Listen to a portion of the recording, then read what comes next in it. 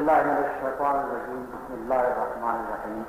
عن ابن عمر قال قال رسول الله صلى الله عليه وسلم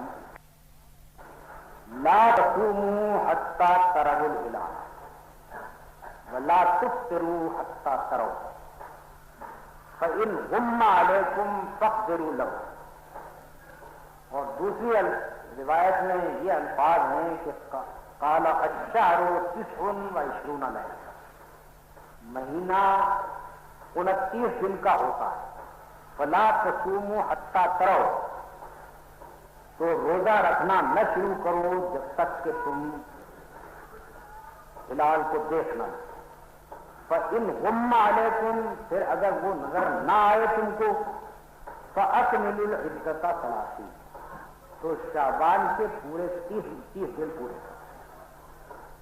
اس میں پہلی بات یہ فرمائی کہ لا تصوموا حتی تروا الہلال، روزہ رکھنا نہ شروع کرو.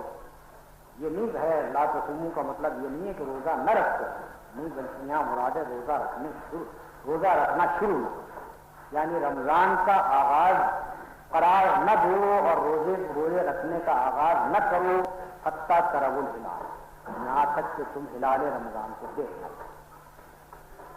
اس کا یہ مطلب نہیں ہے کہ ہر شخص دیکھے، حتی ترو کے الفاظ ہیں یہاں تک کہ تم لوگ دیکھو. اس کا مطلب یہ ہے کہ کوئی شہر، کوئی علاقہ، کوئی ملک، اس کے باشندوں نے عام طور پر دیکھا. اگر عام طور پر اس کو دیکھ لیا گیا ہے، اس کے بعد اگر کسی شخص نے اس کو نہیں دیکھا تو اس کے لیے یہ کوئی حجت نہیں ہے کہ لا تصوموا حتی تروا الہلال. وہ کہتا میں نے تو ہلال دیکھا نہیں، اس وجہ سے میں تو آج کا روزہ نہیں رکھوں گا. جب دیکھ لیا گیا اور عام طور پر لوگوں نے اس کو دیکھا ہے تو اس کے بعد ایک آدمی کے لیے مدعا یہ ہے کہ ہلال ہے رمضان کے آغاز کا کی علامت، کوئی حساب نہیں ہے. یہ بات نہیں ہے کہ چونکہ جنتری کے حساب سے آج شعبان ختم ہو گیا اور جنتری کے حساب سے آج ہلال ہونا چاہیے تو آپ اعلان کر دیں. نہیں، ہلال کا دیکھا جانا بھی پہلی بات. ولا تفطروا حتی تروا، اور افطار نہ کرو جب تک اس کو نہ دیکھ لو. یہاں بھی افطار کرنا مراد نہیں ہے، یہاں مراد ہے روزے ختم کرنا. یعنی رمضان کی آخری تاریخ جب ہو گئی تو اس کے معنی ہے کہ آپ نے افطار کر لیا، یعنی روزے ختم کر دیے. اب کل عید الفطر ہے تو افطار نہ کرو، یعنی روزے ختم نہ کرو جب تک کہ ہلال نہ دیکھو. یعنی رمضان کا آغاز ہلال دیکھ کر ہو، رمضان کا اختتام شوال کا ہلال. ہلال سے فیصلہ ہے، کسی حساب سے فیصلہ ہے. دوسری آگے چل کر فرمایا کہ فإن غم علیکم فاقدروا له، اگر وہ تم سے مخفی رہ جائے، یعنی گرد و غبار ہے اس کی وجہ سے نظر نہ آ سکے، یا بادل ہے اس کی وجہ سے نظر نہ آ سکے، کسی وجہ سے اگر وہ نظر نہیں آ رہا ہے، یا یہ کہ اس کو ہلال نکلنے کا دل ہی نہیں نکلنے والا ہے، تو خواہ وہ آسمان پر ہو یا نہ ہو، اگر وہ دیکھا نہیں گیا تو اس صورت میں فرمایا کہ فاقدروا له، تو اس کا اندازہ کرو. اب اندازہ کر لو کا جو مطلب ہے وہ بات کی حدیث میں واضح طور پر معلوم ہو جاتا ہے کہ اندازہ کرنے اور حساب لگانے سے مراد کیا ہے. دوسری حدیث میں یہ الفاظ ہیں کہ مہینہ 29 دن کا. فلا تصوموا، روزے رکھنے نہ شروع کرو جب تک کہ ہلال نہ دیکھو. فإن غم علیکم، اگر چاند تم سے چھپا رہ جائے، فأکملوا العدۃ 30، تو 30 دن پورے کرو، یعنی شعبان کے 30 دن پورے. دوسرے الفاظ میں مطلب یہ ہوا کہ اگر 29 شعبان کی 29 تاریخ کو چاند نظر نہ آئے تو رمضان کا اعلان کسی حساب کی بنا پر نہیں کر دیا جائے گا، جیسا کہ فاقدروا له سے بعض لوگوں نے مطلب نکالنے کو، بلکہ دوسری حدیث نے اس کو واضح کر دیا کہ اس کے بعد پھر رمضان اور شعبان کا مہینہ 30 دن کا قرار دیا جائے گا، اور رمضان کا آغاز 30 دن پورے کرنے کے بعد۔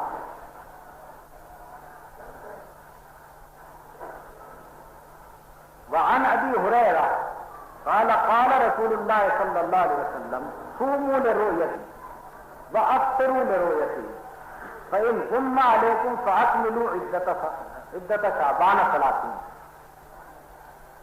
حضرت ابو ہریرہ کی روایت ہے، اوپر حضرت عبداللہ بن عمر کی روایت ہے، اب یہ حضرت ابو ہریرہ کی روایت ہے۔ وہ کہتے ہیں کہ رسول اللہ صلی اللہ علیہ وسلم نے فرمایا کہ چاند دیکھ کر روزوں کا آغاز کرو اور چاند دیکھ کر روزے ختم کرو۔ فإن غم علیکم، اگر وہ تم سے چھپا رہ جائے، فأکملوا عدت شعبان 30، تو شعبان کے 30 دن پورے۔ وہاں پر شعبان کا لفظ نہیں تھا اس حدیث میں جو حضرت عبداللہ بن عمر سے مروی ہے، اور اس حدیث میں شعبان کی وضاحت ہے۔ اگر چاند نظر نہ آئے 29 شعبان کو، تو شعبان کے 30 دن پورے کرو اور اس کے بعد روزوں کا۔ اس جگہ ایک بات اچھی طرح سمجھ لیجیے کہ اسلام میں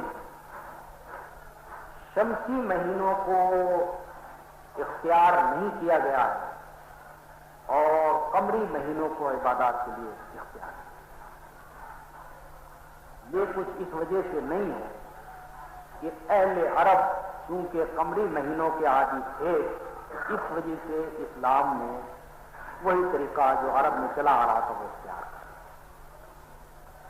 آپ کو معلوم ہے کہ عرب میں اگر یہ قمری مہینہ استعمال کیا جاتا تھا، لیکن قرآن مجید میں بیان کیا گیا ہے کہ ان کے یہاں ایک نسی کا طریقہ تھا۔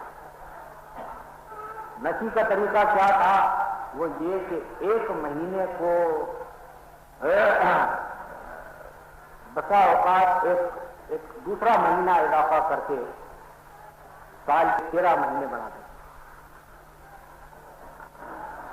قمری مہینوں کو وہ شمسی مہینوں میں تبدیل کر ڈالتے، یعنی 36 سال میں جا کر کہیں ایک مرتبہ پھر قمری مہینہ اپنی اصل تاریخوں میں آتا، 36 سال تک برابر وہ شمسی مہینوں میں چلاتے۔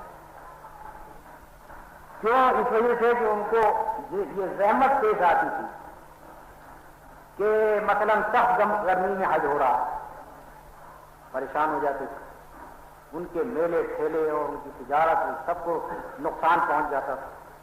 تو اس لیے انہوں نے یہ کوشش کی کہ حج ہمیشہ موزوں اور مناسب موسم میں آئے تاکہ ان کا کاروبار چلے۔ اس لیے وہ نسی کے ذریعے سے قمری مہینوں کو شمسی مہینے میں تبدیل کر دیا۔ یہی بات ہے جو نبی صلی اللہ علیہ وسلم نے اپنے آخری حج کے موقع پر فرمائی تھی کہ زمانہ پھر اس مقام پر پہنچ گیا ہے چکر کھاتا ہوا جہاں سے چلا تھا۔ مراد آپ کی یہ تھی کہ آج جو میں اس سال حج کر رہا ہوں، اس سال حج اپنی اصلی تاریخوں میں ہو رہا ہے۔ وہ بیچ کے جو ہو گیا وہ نسی کے مہینے تھے، وہ سب ساقط ہو کر یہ سال وہ ہے کہ جس میں حج اپنے اصلی مہینے۔ اللہ کی شریعت کیونکہ عالمگیر ہے، اور اللہ کی شریعت میں جو چیزیں لوگوں کے لیے عبادت مقرر کی گئی ہے، ان میں ایک پہلو عبادت کے ساتھ ساتھ ان کی تربیت کا بھی ہے۔ شریعت کا یہ تقاضا ہے کہ ہر موسم میں آپ ہر طرح کے حالات سے آپ کو ساتھ کریں۔ رمضان ہے تو کبھی وہ گرمی میں آ رہا ہے، کبھی وہ سردی میں آ رہا ہے، کبھی وہ برسات میں آ رہا ہے، تمام حالات سے آپ گزرتے چلے جائیں گے۔ کوئی مسلمان ایسا نہیں ہوگا کہ جس نے کم از کم 36 سال کی اگر عمر پائی ہے تو ہر موسم کے روزے نہ رکھیں گے۔ حج ہے تو ہر موسم میں آپ کریں گے، کبھی جاڑے میں کریں گے، کبھی گرمی میں کریں گے، کبھی برسات میں کریں گے، ہر طرح کے حالات سے آپ گزریں گے۔ جیسے کہ آپ فوج کو دیکھتے ہیں کہ فوج میں لوگوں کو اس طرح سے تربیت دی جاتی ہے کہ تمام قسم کے حالات سے ان کو گزارتے ہیں، پہاڑوں میں بھی اور ریگستانوں میں بھی، اور جاڑوں میں بھی ان کو کیمپوں میں رکھا جاتا ہے، اور گرمیوں میں بھی، سخت گرمیوں میں بھی ان کو پریڈیں کرائی جاتی ہیں اور کھلی دھوپ میں کرائی جاتی ہیں، تاکہ کوئی موقع ایسا نہ آئے کہ جہاں ان کی قوتیں جواب دے جائیں اور وہ سخت حالات کا مقابلہ نہ کر سکیں۔ تو اللہ کی شریعت بھی یہ تربیت دیتی ہے اہل ایمان کو، اور یہ اس کے بغیر نہیں ہو سکتا ہے کہ شمسی مہینوں کے بجائے قمری مہینے اختیار کریں۔ اس کے ساتھ اس بات کو بھی سمجھ لیجئے کہ تمام دنیا کے موسم یکساں نہیں، کیونکہ یہ عالمگیر شریعت ہے۔ اس وجہ سے خواہ آپ کوئی زمانہ قرار دے دیں شمسی موسموں کے لحاظ سے، شمسی مہینوں کے لحاظ سے آپ کوئی زمانہ مثلاً آج کے لیے قرار دیں، اگر وہ عرب کے لیے موضوع زمانہ ہوگا تو ضروری نہیں ہے کہ وہ ہندوستان کے لیے موضوع زمانہ ہو، ضروری نہیں ہے کہ وہ موراکو کے لیے موضوع زمانہ ہو، ضروری نہیں ہے کہ وہ جنوبی افریقہ کے لیے بھی موضوع زمانہ ہو۔ فرض کیجئے کہ آپ مثلاً بہار کا زمانہ تجویز کرتے ہیں، وہ عرب کے لیے بہار کا زمانہ ہو سکتا ہے، کسی دوسرے علاقے میں فصلیں کٹنے کا زمانہ ہو، کسی اور علاقے میں وہ گرمی کا زمانہ ہو۔ اس وجہ سے رسول اللہ صلی اللہ علیہ وسلم کو یہ ہدایت فرمائی گئی کہ آپ تمام عبادات قمری مہینوں کے ساتھ، قمری مہینوں کے جاننے کا ذریعہ اگر کوئی ہے تو یہ آسمان کے اوپر۔ اس مقام پر چند جملے ریکارڈ ہونے سے رہ گئے۔ مولانا فرما یہ رہے تھے کہ قمری مہینوں کو جاننے کا ذریعہ یہ آسمان کے اوپر جگمگانے والا چاند ہے، جس کے طلوع و غروب سے مہینوں کا تعین ہو جاتا ہے۔ اگر شمسی مہینوں کو رمضان اور حج جیسی عبادات کا مدار بنایا جاتا تو اس کا مطلب یہ ہوتا کہ لوگوں کے لیے فلکیات وغیرہ کا علم حاصل کرنا بھی ضروری ہو جاتا۔ شمسی مہینوں کے حساب سے رمضان کا تعین کرنے کا ذریعہ اگر جنتری ہو مثلاً، اس کے معنی یہ ہے کہ ہر مسلمان کے لیے روزے ہی رکھنا فرض نہیں ہے، ایک جنتری خرید کر رکھنا بھی فرض ہوگا۔ وہ جنتری اس کے دین کا کیوں بن گئی؟ اس کے بجائے اللہ تعالیٰ نے آسمان کے اوپر جو جنتری کا روز ورق الٹتا ہے اس کو بنیاد بنایا تاریخ کے جانے، تاکہ ایک آدمی اگر صحرا میں ہے، ایک آدمی کسی پہاڑ کی چوٹی پر اگر اس کی کٹیا بنی ہوئی ہے تو وہ وہاں بھی دیکھ کر اس کو معلوم ہو جائے کہ رمضان شروع ہو، وہاں بھی اس کو دیکھ کر معلوم ہو جائے کہ شوال شروع ہو گیا۔ ورنہ ایک مسلمان کے لیے یا تو ایک ٹرانزسٹر خریدنا ضروری ہے تاکہ وہ ریڈیو سے خبر سن سکے، یا اس کے پاس جنتری میں لازماً ایک اس کی جیب میں لازماً ایک جنتری ہو تاکہ اس کا دین مکمل ہو سکے۔ جب تک جنتری نہ ہو تو اس کا دین مکمل نہ ہو۔ اس لیے اللہ تعالیٰ نے قمری مہینوں کا اس کے جاننے کا ذریعہ کی اور چیز کو نہیں، بلکہ چاند سے نکلنے اور چاند کا مہینہ ختم ہونے سے کہا۔ یہی بات آگے چل کر فرمائی۔ عن ابن عمر قال قال رسول اللہ صلی اللہ علیہ وسلم انا امۃ امیہ لا نکتب ولا نحسب الشهر هكذا وهكذا وهكذا وعقد الإبهام في الثالثة ثم قال الشهر هكذا وهكذا وهكذا يعني تمام 30، يعني مرة 29 ومرة 30۔ حضرت عبداللہ بن عمر کہتے ہیں کہ رسول اللہ صلی اللہ علیہ وسلم نے فرمایا کہ ہم ایک امی قوم ہیں، نہ لکھتے ہیں نہ نجوم کا حساب جانتے ہیں۔ الشہر ہاکذا وہاکذا یعنی نبی صلی اللہ علیہ وسلم نے اس طرح سے دونوں ہاتھ اٹھا کر فرمایا کہ مہینہ یوں ہے اور یوں ہے اور یوں ہے، یعنی اس طرح سے آپ نے بتایا کہ 29 کا ایک مہینہ ہوتا ہے۔ دوسری مرتبہ آپ نے بتایا کہ دوسری قسم کا مہینہ یوں ہے اور یوں ہے اور یوں ہے، یعنی ایک مہینہ 29 کا اور ایک مہینہ 30 کا۔ یہ امیت کی تشریح کرتے ہوئے، ورنہ ظاہر بات ہے کہ عربی زبان میں 30 بھی موجود ہے اور قسم و 20 بھی موجود ہے، تو 29 اور 30 کے الفاظ سے مہینہ خالی نہیں ہے۔ لیکن اہل عرب کا قاعدہ تھا، عام طور پر بدوی عرب جب اعداد بیان کرنا چاہتے تھے تو 5 اگر کہنا ہوتا تھا تو 5 کہنے کے بجائے یوں کرتے تھے۔ امیت جو خالص بدویت ان کے اندر پائی جاتی تھی، اس کی وجہ سے وہ 5 کہنے کے بجائے یوں کرتے تھے، 6 کہنے کے بجائے یوں کرتے تھے۔ تو نبی صلی اللہ علیہ وسلم نے اس امیت کی تصویر کھینچنے کے لیے فرمایا کہ بھائی شہر مہینہ یوں اور یوں اور یوں ہے، یعنی 29، اور کوئی مہینہ یوں اور یوں اور یوں ہوتا ہے یعنی 30۔ اس حدیث کی عملی تشریح کرتے ہوئے مولانا مغفور نے اپنے دونوں ہاتھ اٹھا کر یہ سمجھایا کہ نبی صلی اللہ علیہ وسلم نے ہاتھوں کے اشارے سے مہینے کے دنوں کی تعداد بتائی، یعنی 2 دفعہ تو حضور نے دونوں ہاتھوں کی پوری انگلیاں کھلی رکھیں اور تیسری مرتبہ انگوٹھا دورہ فرما لیا۔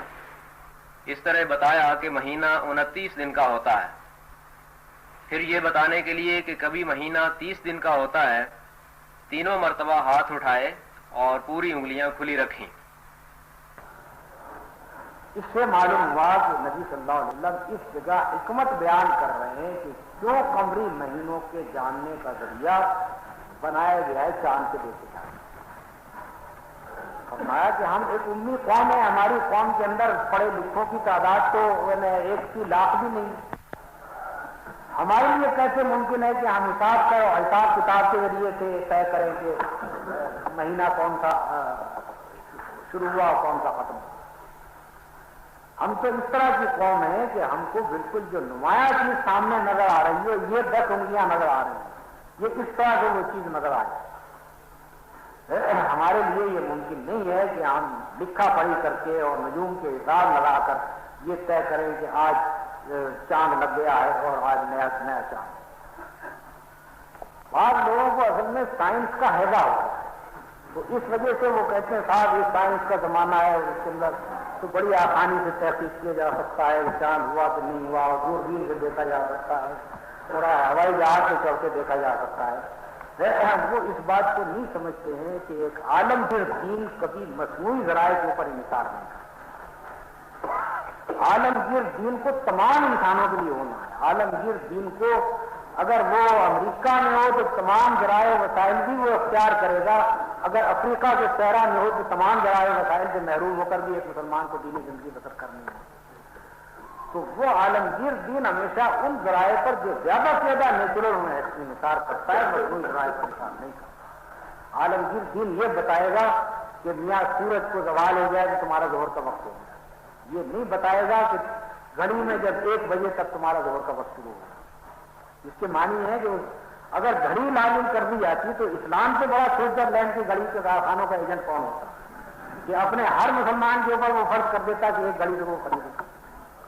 کوئی بڑی ایجنسی تو پھر کوئی نہیں ہو سکتی کہ وہ مفت کی ایجنسی ہوتی ہے، کوئی اس کا کمیشن نہیں۔ تو اللہ تعالیٰ نے اپنے دین کو نیچرل ذرائع کے اوپر مبنی کیا ہے تاکہ تمام دنیا سے انسان ہر زمانے میں ہوتا ہے